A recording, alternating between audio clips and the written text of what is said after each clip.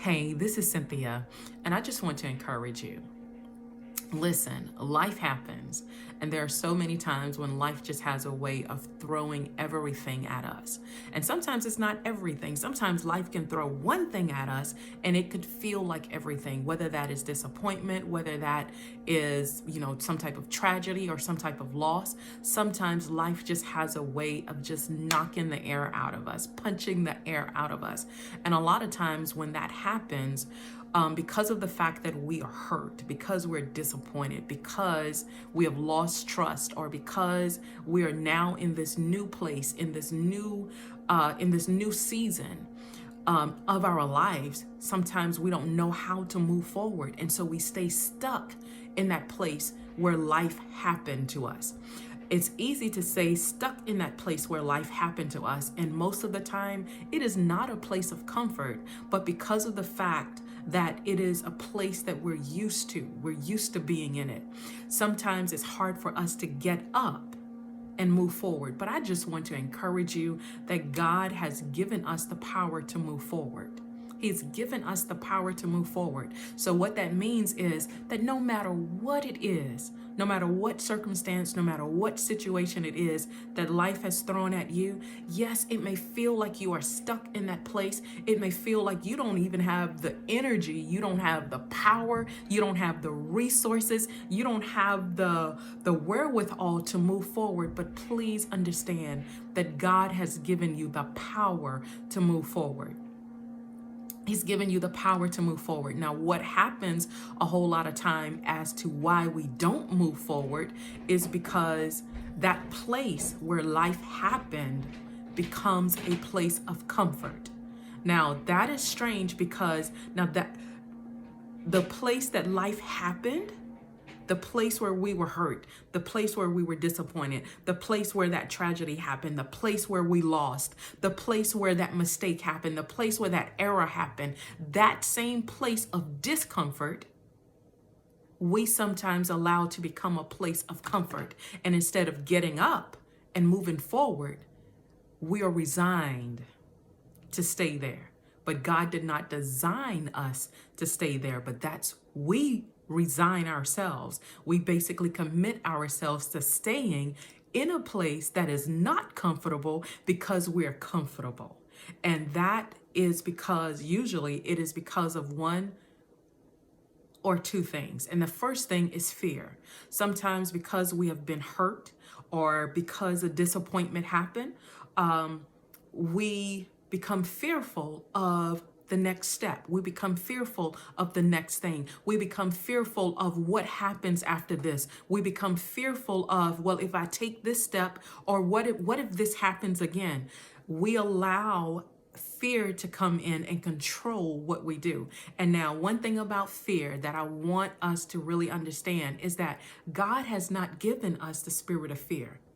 So fear, no matter when it comes, where it comes, it doesn't matter like how it comes, like fear. And fear has like 50 million different disguises. So a lot of time fear doesn't come as fear like, oh, I'm scared. Sometimes fear comes in a different way called perfection, meaning I can't move forward unless everything is perfect. That's actually fear.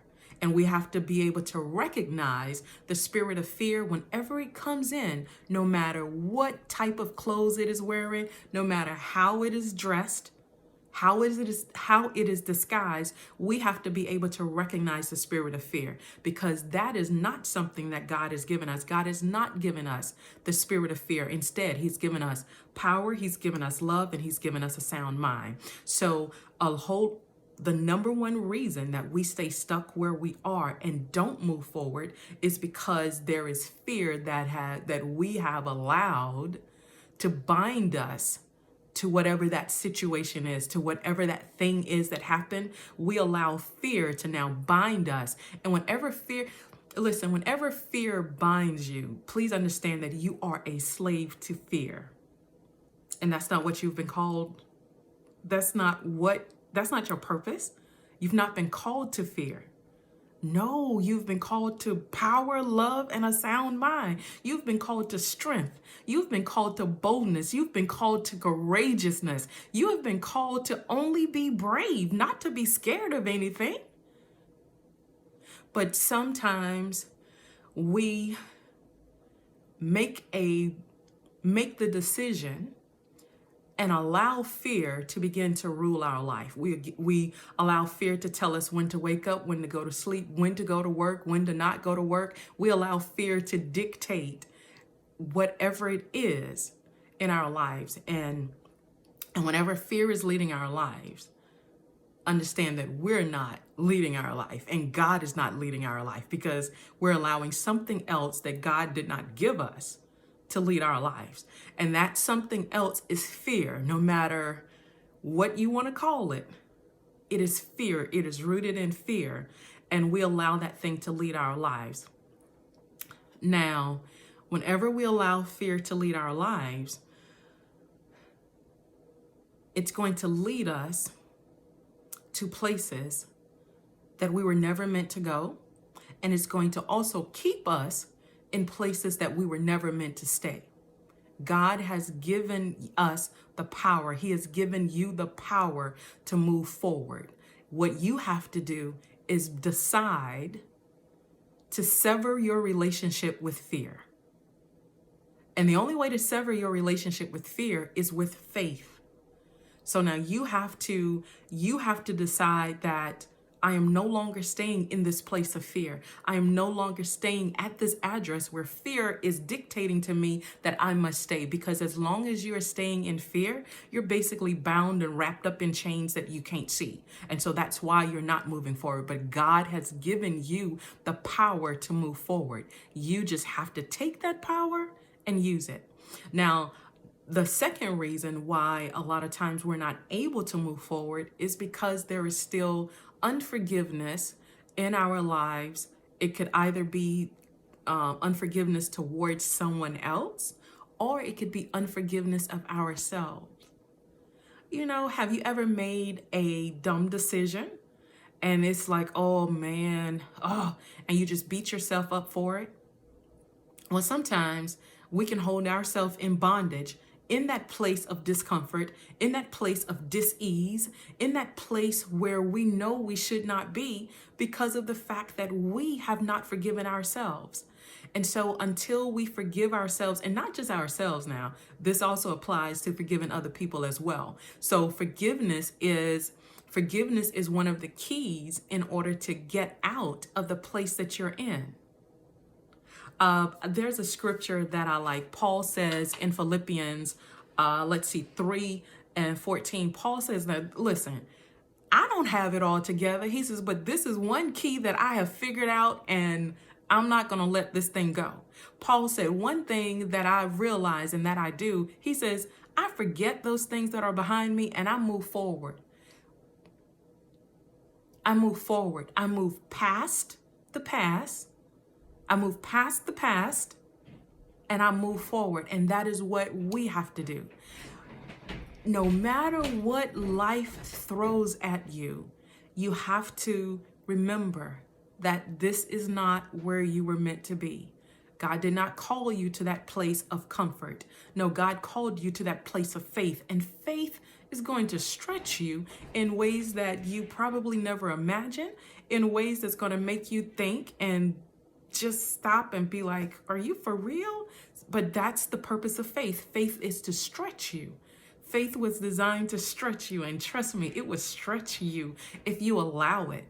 If you allow faith to stretch you, it will stretch you. God has given us the power to move forward. We don't have to stay where we are. We don't have to stay bound, trapped, whatever level. We don't have to stay there because he's given us the power to move forward. And one of those powers one of the keys that he's given us to move forward is faith. And the second one is forgiveness. So if there is any place in your life where you feel like you're stuck, where you feel like you're bound, where you feel like you're not growing, where you feel like you're not getting to that next place,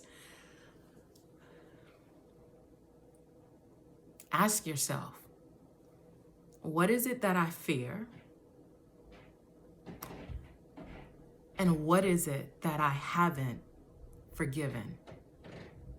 In what area am I still holding on to unforgiveness? Unforgiveness, it's like a buddy that works with fear. Like I would say that they come like as a double package. So they work together, and their only purpose is to steal, to kill, and to destroy, and to keep you in the place that you're at, that in your heart, you know you're not supposed to be there. You know that there is something better. You know that God has more for you.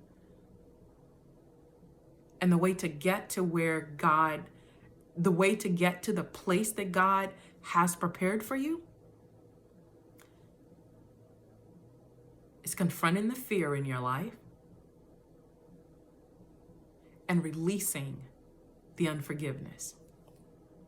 Listen, my name is Cynthia. I always want to encourage you, inspire you, and empower you to see yourself the way that God sees you. And the way that we can do that is by beginning to recognize the things in our lives that don't look like God.